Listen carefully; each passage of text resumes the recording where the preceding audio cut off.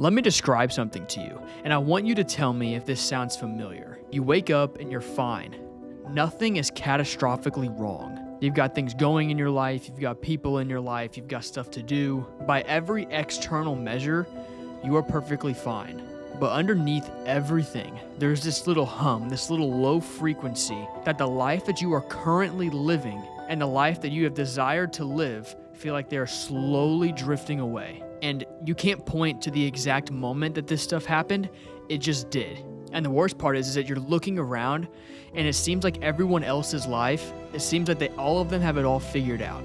Everyone else seems like they're further ahead, that they're more confident. It just seems like everyone else is more purposeful, and it seems like there's something that you've missed. If any of that sounds familiar, this episode is for you. And if none of this sounds familiar whatsoever, honestly, I'm not very sure that I believe you, because I've been in that room, and not just briefly, I've lived there. Now, if I was going to give a quick backstory, I would say that I grew up in a Catholic church, in a Catholic school. I went to Mass pretty much every week.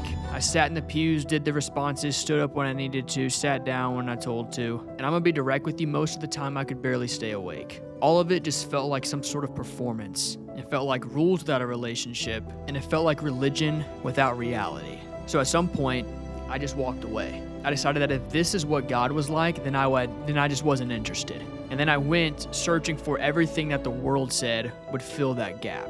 I searched for success, achievement, worth built on outcomes. I searched for things in my own body image, just looking for what people thought of me. And here's the truth about building your identity on all of those things. It works, but only for a while. It actually works until it doesn't. It works until those things start slipping. And once those things start slipping, you slip with them. I eventually got to a place that I do not talk about easily and don't take it very lightly. I got to a kind of darkness that people don't talk about openly. It's the kind of darkness that you hide.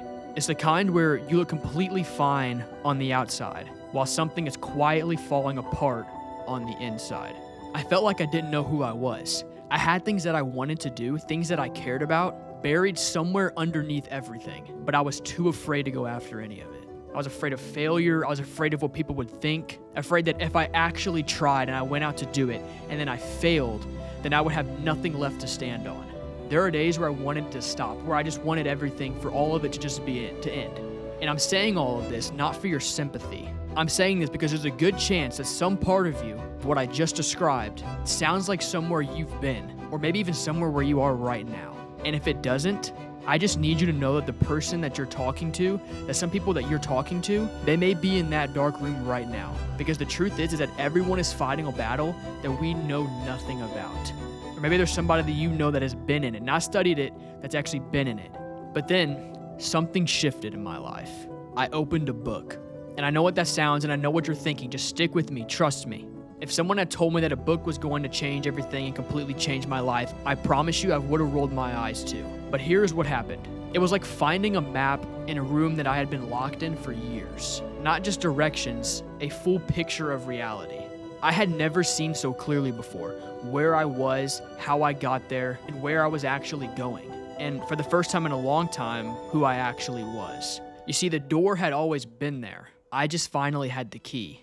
You see, this book was not a self-help guide. It wasn't some sort of motivational book. It was the story of a real historical person whose life, death, and resurrection actually turns out to be the most well-evidenced, most intellectually serious, and most personally transforming thing that I've ever encountered. And I came to it as a skeptic. I wasn't looking for confirmation as something that I had already believed. I was actually looking for a reason to dismiss it, to prove that none of this was real.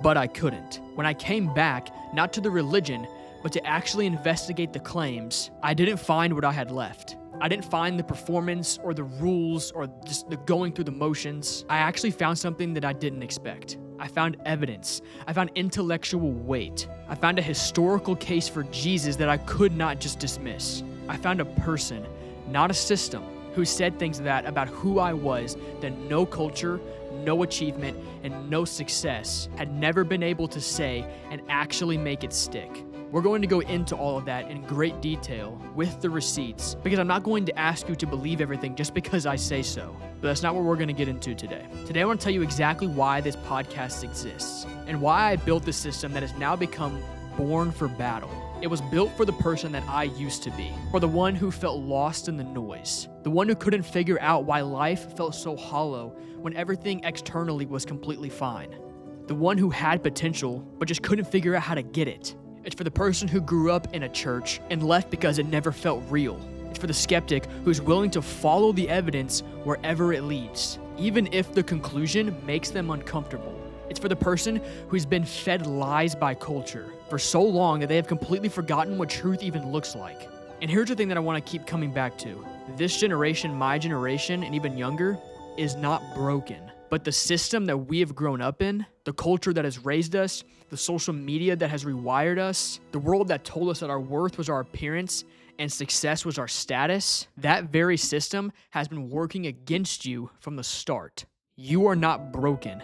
The system is. Did you know that the average person today encounters more information in a single day than someone living 100 years ago would encounter in a lifetime? Your brain was not built for this. The human nervous system evolved in small, tight communities, not in infinite content feeds. The result we see is a generation running on cognitive overload, one that's constantly anxious, overwhelmed, and deeply uncertain about who they are. And social media companies know exactly what they are doing. Teams of psychologists, neuroscientists, and behavioral designers are all working to engineer the very thing that keeps you scrolling, the thing that keeps you comparing, keeps you feeling just slightly inadequate, because your insecurity is a business model. And I'm not saying this to make you angry.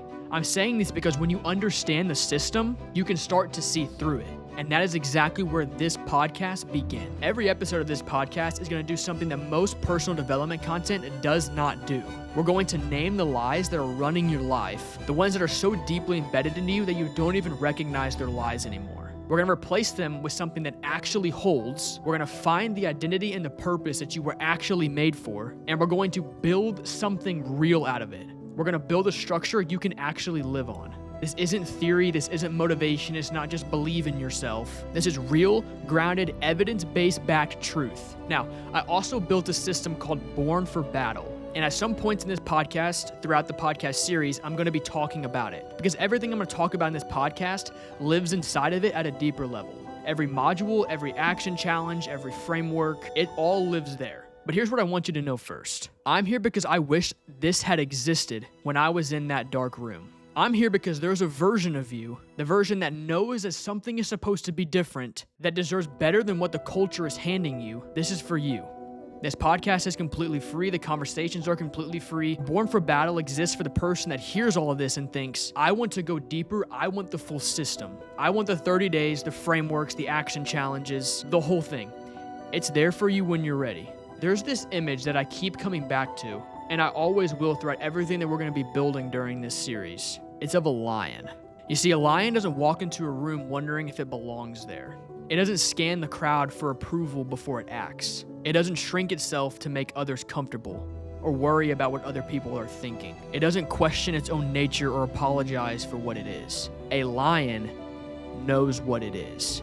And I genuinely believe that there are people who are listening to this right now who have spent most of their lives told to be something smaller, something more manageable, something that just consumes, scrolls, compares, and performs. And somewhere underneath all of that, there's a lion that just hasn't been woken up yet.